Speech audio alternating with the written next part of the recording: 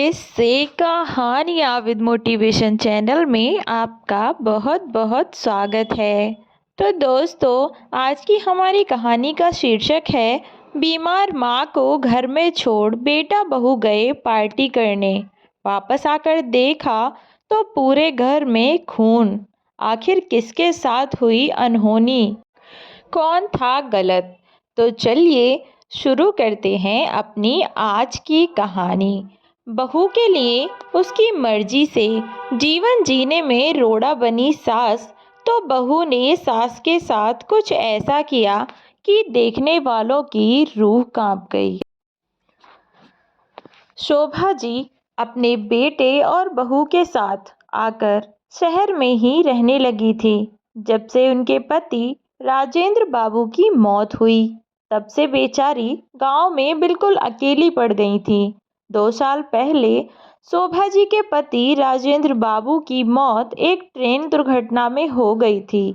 इसके बाद से शोभा जी बिल्कुल अकेली पड़ गईं और गांव के सभी लोगों ने उन्हें सलाह दी कि वह अपने बेटे विकी के साथ शहर में रहने के लिए चली जाएं। कम से कम वहां 2 वक्त की रोटियां मिलती रहेंगी और बेटे बहू के सहारे उनका समय भी कट जाया करेगा। शोभा जी को भी यह बात ठीक लगी, किंतु वह अपनी बहू के व्यवहार से परिचित थी। उनकी बहू अपनी सास और ससुर को जरा भी पसंद नहीं करती थी। इसका कारण था शोभा जी की और उनके पति की वही गांव वाली सोच, और शोभा जी के बेटा बहू जिस हाई प्रोफाइल सोसाइटी में रह रहे थे, वहां इतनी पिछड़ी हुई सोच का कोई काम नहीं था। ऐसे में शोभा जी की बहू को अपने सास ससुर का 2 दिन का शहर में आना भी बड़ा खलता था। अगर कभी शोभा जी राजेंद्र बाबू के साथ शहर में अपने बेटे के पास घूमने आ जाया करती, तो एक टाइम से यदि वह दूसरे टाइम रुक जाती, उसमें भी उनकी बहू का मुंह चढ़ जाता था। ऐसे में भला कैसे वह अपनी बहू और बेटे के पास जाकर रह सकती थी, जबकि उन्हें पता था कि उनकी बहू का व्यवहार उनके प्रति कितना सख्त है। वह उन्हें अपने घर में देखना बिल्कुल पसंद नहीं करती। ऐसे में कैसे वह अपनी बहू के घर जाकर बैठ जाती। अतः शोभा जी ने साफ शब्दों में मना कर दिया। हालांकि उनके बेटे ने उन्हें बहुत मनाने की कोशिश की। माँ, यहाँ घर पर अकेली क्या करोगी? वहाँ काम से कम रीता के साथ रहोगी तो तुम्हारा भी मन लगा रहेगा और रीता का भी, दोनों को एक दूसरे के साथ मिल जाएगा। और भला इससे अच्छा क्या हो सकता है? मैं भी सुबह सुबह ऑफिस निकल जाता हूँ और बेचारी रीता के दिन पूरे दिन घर पर अकेली बोर हो जाती है। ऐसे में आप उसके पास रहेंगी तो उसे भी अच्छा लगेगा। शोभा जी तो सच्चाई बहुत अच्छे से जानती थी, परंतु यह बात भी है कि उसे वह क्या कहती। अपने कारण अपने बेटे का घर बर्बाद तो नहीं कर सकती थी, इसीलिए वह बोली, बेटा, मैं यहाँ अकेली कहाँ हूँ। हर समय तेरे पापा की याद मेरे साथ है। जब तक मैं घर से जुड़ी रहूँगी, तब तक मैं अकेली नहीं रहूँगी। इस घर में तेरे पापा के प्राण बसते थे। इस घर की हर एक चीज़ से उनकी यादें जुड़ी हुई हैं।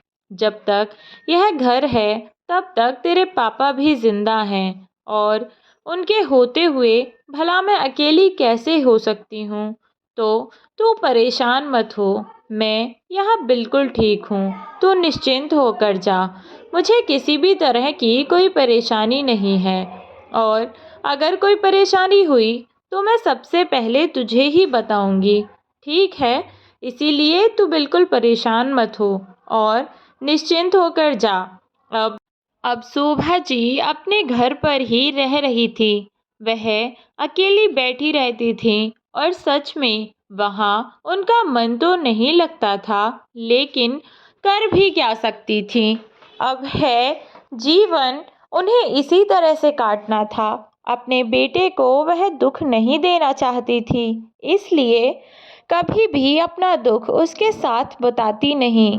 दिन रात बस अपने पति राजेंद्र जी की यादों में खोई रहती थी। और ऐसे ही एक दिन सीढ़ियों से उतरते उतरते न जाने किस सोच में डूबी हुई थी कि उनका पैर फिसल गया और उनके पैर की हड्डी टूट गई। जैसे ही यह खबर विकी को मिली, वह उसी दिन अपनी माँ के पास पहुँच गया। देखा तो वहाँ विक्की के पड़ोस की काकी बैठी हुई थी।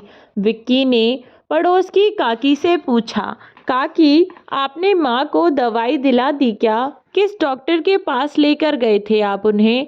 उसने अपने चचेरे भाई से पूछा तो वह बोला, यहीं गांव में एक डॉक्टर है, उसी को दिखाया था। विक्की ने देखा कि उसकी माँ लगातार दर्द में कराह रही थी, तो वह अपनी माँ को लेकर शहर के अच्छे अस्पताल में पहुंचा और वहीं उनका इलाज करवाया। शोभा जी के पैर पर डॉक्टर ने एक प्लास्टर चढ़ा दिया और उन्हें 1 महीने का बेड रेस्ट बोला। शोभा जी की सेवा करने वाला और कोई नहीं था। अतः विकी ने उनसे कहा, माँ, अब आप बिल्कुल जिद नहीं करेंगे और आप मेरे साथ शहर में ही रहेंगी। इस पर शोभा जी ने कहा, नहीं बेटा, मैं बिल्कुल ठीक हूँ, मुझे कुछ नहीं हुआ और ऐसी छोटी मोटी चोट तो लगती रहती है। अभी इतनी भी बूढ़ी नहीं हुई हूँ कि अपना काम ना संभाल सकूं। कम से कम अपनी देखभाल तो कर ही सकती हूँ। विक्की ने अपनी माँ के कंधे थपथपाते हुए कहा, अरे नहीं माँ, किसने कहा आप कमज़ोर हैं? आप तो बहुत बहादुर हैं और बहुत स्ट्रांग भी हैं। कमज़ोर तो जीता है, चूहे से भी डरती है, इसलिए तो आपको उसके पास लेकर जा रहा हूँ। उसे भी अपनी तरह थोड़ा बहुत बहादुर बना दीजिए, ताकि छोटी छोटी चीज़ों से कम कॉकरोच और चूहे से तो ना डरे। विक्की ने यह कहा और दोनों माँ बेटे हंस पड़े। फिर विक्की बोला, तो माँ, अब आप मेरे साथ घर चल रही हैं और हम सब शहर में एक साथ रहेंगे। और जहाँ तक बात रही यहाँ गांव की, तो यहाँ का बाद में देखा जाएगा। विक्की अपनी माँ को शहर लेकर चला गया और शाम तक वे दोनों विक्की के घर पहुँच चुके थे। शाम को अपने बेटे के साथ उसके घर में चली तो गईं, लेकिन उनका मन ही मन में इस बात को सोचकर डर भी रही थीं कि जब उनकी बहू उन्हें अपने घर पर देखेगी तो कैसे बर्ताव करेगी। फिर भी वह अपने बेटे के साथ इसलिए आ गई थी क्योंकि विकी बहुत जिद कर रहा था और अब गांव में उनकी फिक्र करने वाला था ही कौन। और फिर ऐसी स्थिति में वहाँ अकेले रह पाना संभव नहीं था। यही सब सोचते सोचते वे कब अपने बेटे के घर पहुँच गईं, उन्हें पता ही नहीं चला। विक्की ने दरवाज़ा नॉक किया और फिर खुद फ़ोन पर बात करने साइड में चला गया और अपनी माँ की व्हीलचेयर वहीं दरवाजे पर रखी रहने दी। रीता ने जैसे ही दरवाज़ा खोला और वहाँ अपनी सास को देखा, तो वह पहले थोड़ा चौंकी। फिर इससे पहले कि वह कुछ कहती, विकी अचानक से तेज आवाज के साथ कूदा और बोला, हू, जिससे रीता डर गई और बोली, तुम भी ना विकी, कभी कभी छोटे बच्चों की तरह रिएक्ट करते हो। विकी बोला, तुम चलो, मैं माँ को लेकर आता हूँ। थोड़े सवालों के साथ ही रीता अंदर चली गई। जब अंदर जाकर बैठे तो रीता ने कहा, विकी, माँ जी यहाँ कैसे? इन्हें तो चोट लगी थी ना? तो विकी बोला, हाँ रीता, माँ को बहुत चोट लगी है, उनके पाँव में फ्रैक्चर है, इसलिए मैं उन्हें यहाँ ले आया। गांव में माँ अकेली कैसे रहती? अब यहाँ कम से कम तुम्हारे भरोसे मैं माँ को छोड़कर आराम से अपने काम पर ध्यान दे सकता हूँ। और माँ आंखों के सामने रहेंगी तो कोई चिंता भी नहीं रहेगी मुझे। ठीक किया ना मैंने? विक्की ने रीता से पूछा तो वह बोली, हाँ हाँ, बहुत अच्छा किया जो माँ जी को यहाँ ले आए, पर एक बार माँ जी से तो पूछ लेते कि उनका यहाँ मन लगेगा या नहीं शहर में। तो विक्की बोला, अरे रीता, तुम्हें पता तो है माँ गांव से तो कभी बाहर नहीं गई और मैंने ही माँ से जिद की थी यहाँ आने के लिए, और अब माँ हमारे साथ ही रहेंगी। रीता के तो जैसे सिर पर आसमान टूट पड़ा, उसके चेहरे की हवाइयाँ उड़ गईं। मन ही मन वह सोचने लगी कि यह बुढ़िया और आ गई है यहाँ मेरे सर पर नाचने के लिए। एक तो वैसे ही इसकी शक्ल भी मुझे पसंद नहीं, ऊपर से अब दिन रात इस बुढ़िया को इस घर में झेलना पड़ेगा। कोई बात नहीं, अगर मैं भी इसे दिन में तारे ना दिखा दिए तो मेरा नाम भी रीता नहीं। रीता चेहरे पर झूठी मुस्कुराहट लिए बोली, हाँ हाँ विकी, तुम परेशान मत हो, माँ को मैं अपने पास ही रखूंगी और इनका पूरा ध्यान रखूंगी। तुम बिल्कुल परेशान मत हो माँ जी। जहाँ 1 महीने में ठीक होनी होंगी वहाँ मैं इन्हें 15 दिन में ही ठीक कर दूंगी। 15 दिन में ही या अपने पैरों पर दौड़ने लगेंगी। यह कहते हुए उसके चेहरे पर एक अजीब सी मुस्कुराहट थी। फिर वह अंदर गई और विकी अपनी माँ को लेकर उनके कमरे में छोड़ आया। अगली सुबह जब शोभा जी उठी तो देखा कि उनकी बहू रीता किचन में खाना बना रही है। उसने नाश्ता तो बड़ा स्वादिष्ट बनाया था, लेकिन वह समझ नहीं पा रही थी कि रीता इतनी खुशी खुशी उनके सब काम कैसे कर रही है। उन्हें लगा कि उनकी बहू शायद अब पहले जैसी नहीं रही, अब शायद वह बदल चुकी है। शोभा जी भी अपनी बहू के साथ खुशी खुशी रहने लगी। शोभा जी को गांव से शहर आए लगभग 6-7 दिन हो चुके थे। अब वे अपनी बहू के साथ बिल्कुल बेटी जैसा व्यवहार करने लगी। एक रात बहू काम में लगी हुई थी कि तभी बेटे ने कहा, सुनो रीता, आज हमें मिसेस वर्मा के यहाँ जाना है, उनके बेटे की बर्थडे पार्टी में। उन्होंने हमें इनवाइट किया है। माँ, आप भी साथ चलोगे? विकी ने शोभा जी से पूछा। नहीं बेटा, मैं वहाँ क्या करूँगी? तुम एक काम करो, तुम दोनों वहाँ हो आना। मेरे लिए बहू कुछ हल्का फुल्का सा बना देगी, मैं वही खा लूँगी और आराम करूँगी। वैसे भी मुझे अभी ज़्यादा घूमना फिरना नहीं चाहिए, शोभा जी ने कहा। तो विकी बोला, ये भी सही है। तो ठीक है रीता, शाम को समय से खाना पीना बनाकर तैयार हो जाना, फिर हम दोनों पार्टी में निकल जाएंगे। ओके विकी, अब आप जाओ, मैं माँ जी को नाश्ता करा देती हूँ। विकी अपनी माँ के पाँव छूकर निकल गया। शाम को विकी और रीता दोनों शोभा जी के लिए खाना बनाकर पार्टी में चले गए। अब शोभा जी घर पर बिल्कुल अकेली थी। उधर रीता और विकी पार्टी एंजॉय कर रहे थे। जब पार्टी खत्म हुई और दोनों घर पहुंचे तो वहां जो जाकर देखा तो विकी के पैरों तले जमीन खिसक गई। घर का दरवाजा खुला हुआ था। अंदर आकर देखा तो सारा सामान बिखरा हुआ था। विकी तुरंत अपनी माँ के कमरे की ओर दौड़ा। उसने जाकर देखा तो उसकी माँ के कमरे के बाहर एक चाकू पड़ा हुआ था, जो कि पूरी तरह खून में तर था और खून के कुछ छींटे वहीं पड़े थे। विकी चिल्लाता हुआ अंदर की ओर दौड़ा तो देखा उसकी माँ के पेट से खून बह रहा था और वह अपना हाथ उठाकर विकी को पास बुला रही थी। विकी दौड़कर उनके पास पहुंचा। माँ, क्या हुआ आपको? किसने किया ये सब? बताओ माँ। रीता, जल्दी से एम्बुलेंस को कॉल करो। जल्दी करो रीता, घबराता हुआ विकी बोला। माँ, आपको कुछ नहीं होगा, मुझ पर विश्वास कीजिए, भरोसा रखिए माँ, मैं आपको कुछ नहीं होने दूंगा, आप बिल्कुल ठीक हो जाएंगी। शोभा जी की आंखें बंद होने लगी थी। विकी ने अपनी माँ को गोद में उठाया और नीचे लेकर पहुंचा। वह बोला, रीता, एम्बुलेंस का इंतजार करने का वक्त नहीं है, चलो बैठो गाड़ी में, हम चलते हैं। इतना वक्त नहीं है हमारे पास। विकी के चेहरे पर अपनी माँ को खोने का डर और घबराहट साफ दिखाई दे रही थी।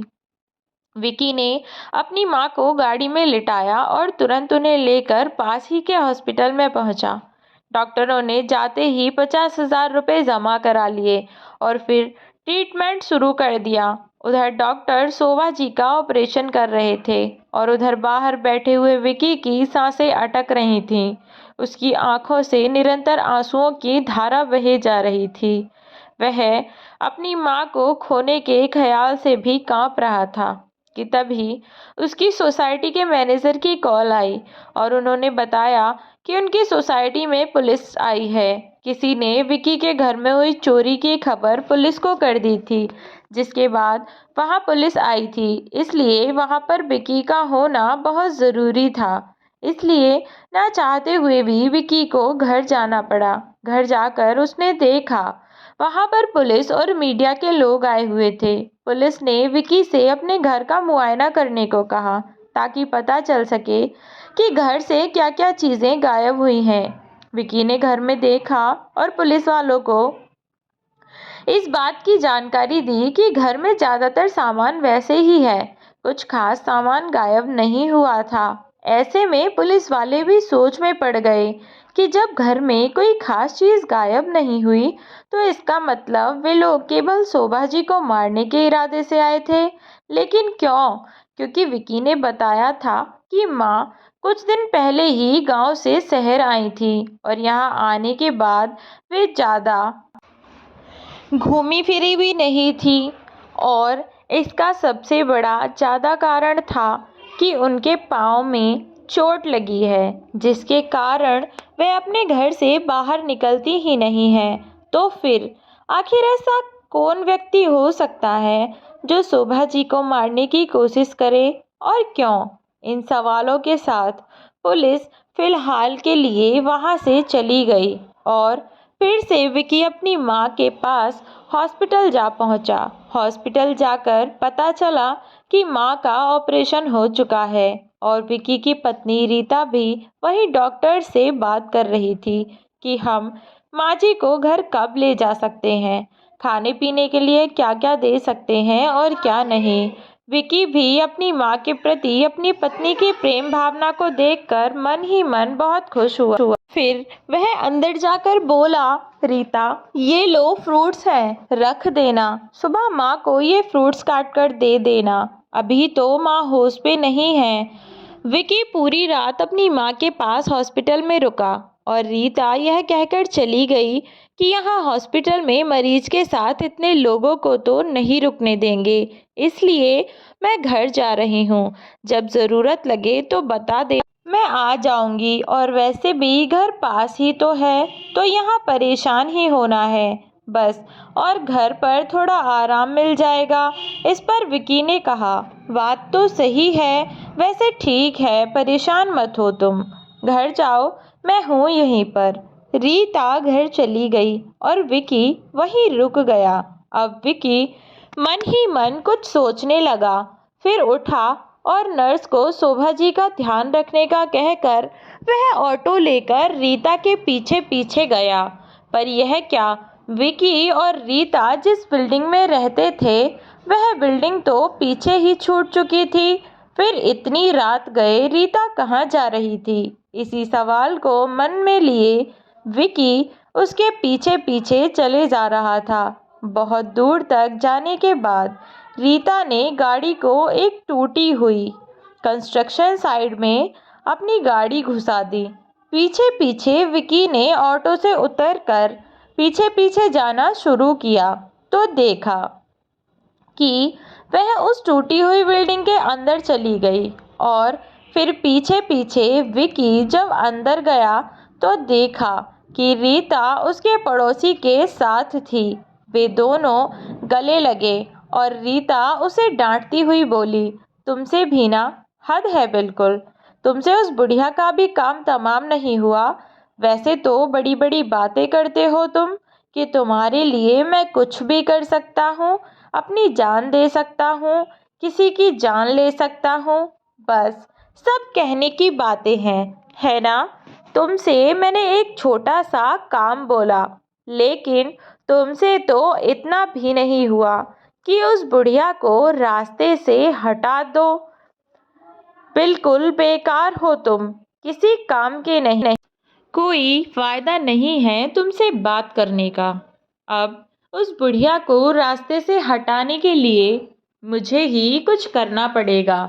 जब डॉक्टर कल इंजेक्शन लगाकर बोतल चढ़ाएंगे तब उसी बोतल में जहर का इंजेक्शन डाल दूंगी। जिससे कि उस बुढ़िया का काम भी खत्म हो जाएगा और किसी को पता भी नहीं चलेगा। विकी ने सही समय पर अपने दिमाग का इस्तेमाल करते हुए उन दोनों की ये सारी बातें अपने फ़ोन में रिकॉर्ड कर लीं और अपने दोस्त को वीडियो भेज दी।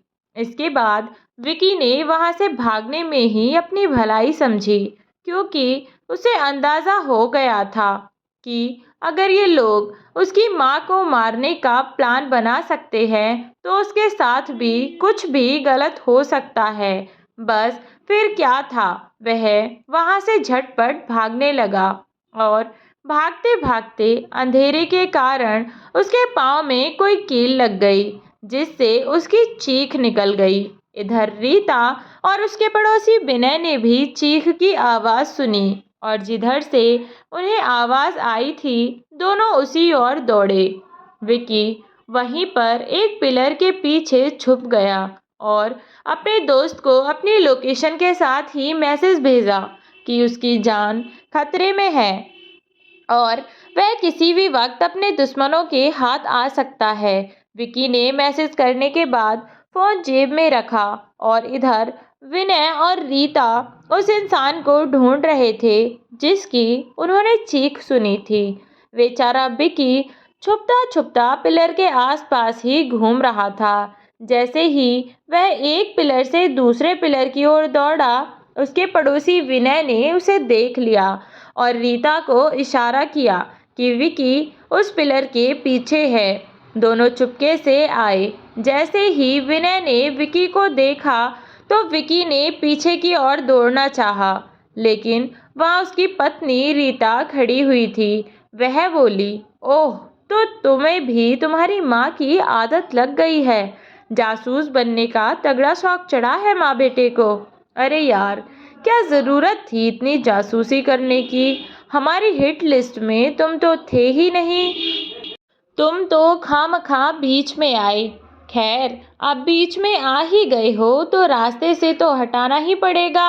यह कहते हुए वह पीछे हटी और विनय ने उसके हाथ में एक गन थमा दी और उसके हाथ में गन देते हुए बोला, बस अब इसका खेल खत्म कर दो, फिर ना ये रहेगा ना इसकी माँ। बस हम दोनों होंगे जो इसकी ही प्रॉपर्टी पर ऐश करेंगे।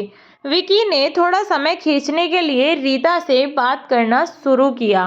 विकी बोला, रीता, तुमने मेरे साथ ऐसा क्यों किया? मैंने तो हमेशा तुम्हें अपना सब कुछ माना। मैंने तुम्हारी खुशी के लिए क्या कुछ नहीं किया और तुम मेरी ही माँ की जान की दुश्मन बन गई। आखिर मेरी माँ ने तुम्हारा क्या बिगाड़ा था? थोड़ी तेज आवाज़ करता हुआ विकी बोला। तो रीता और तेज आवाज़ में बोली, ज़्यादा चीख मत, वरना इन सवालों के साथ ही मरेगा तू। जानना चाहता है तो सुन, सब कुछ सही चल रहा था, तेरी ऑफिस लाइफ और हमारी लव लाइफ। फिर तुझे क्या ज़रूरत थी उस बुढ़िया को इस घर में लेकर आने की?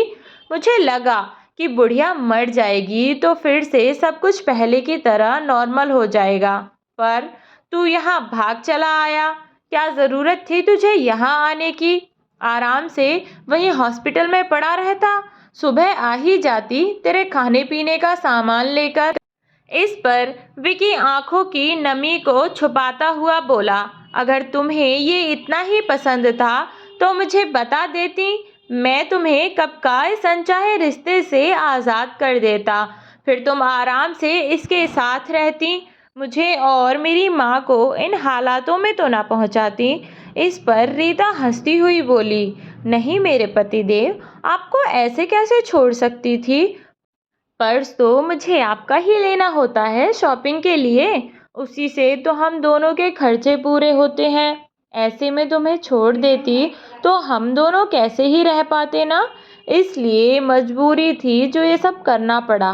खैर, अब बहुत हुए सवाल जवाब, अब तू ऊपर निकल और मुझे आवाज़ देकर जो पूछना हो वो पूछ लेना। यह कहती हुई रीता गन का ट्रिगर दबाने ही वाली थी कि अचानक उसके हाथ में किसी ने गोली मार दी। देखा तो वहां पुलिस आ चुकी थी और विकी का दोस्त भी, जिसने आज सही समय पर आकर विकी की जान बचा ली। पुलिस उन दोनों को लेकर चली गई। और विकी वहीं रोता रोता गिर पड़ा। विकी के दोस्त ने उसे समझाया और शांत कराया, फिर अपने साथ उसे हॉस्पिटल लेकर गया जहां शोभा जी एडमिट थी। विकी अपनी माँ के पास जाकर बैठा और उन्हें उनकी दवाइयाँ दी। एक दो दिन में उनकी तबीयत में कुछ सुधार हुआ तो विकी ने उन्हें रीता की सच्चाई बताई, जिसे सुनकर उन्हें यकीन ही नहीं हुआ। वे जानती थी कि उनकी बहू कुछ ज़्यादा संस्कारी लड़की नहीं है, लेकिन वह इतना नीचे गिर सकती है, इस बात का उन्हें अंदाज़ा नहीं था। अब शोभा जी ठीक हुई तो डॉक्टर ने उन्हें डिस्चार्ज कर दिया और विकी अपनी माँ को अपने साथ लेकर अपने घर गया। अब शोभा जी अपने बेटे के साथ उसके घर में रह रही थी, बिना किसी डर या झिझक के। रीता और विनय को उसके बुरे कर्मों की सज़ा मिली।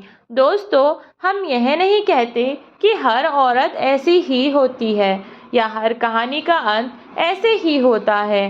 कई बार लोग इतने खुशनसीब नहीं होते कि वे अपने दुश्मनों के वार से बच सकें।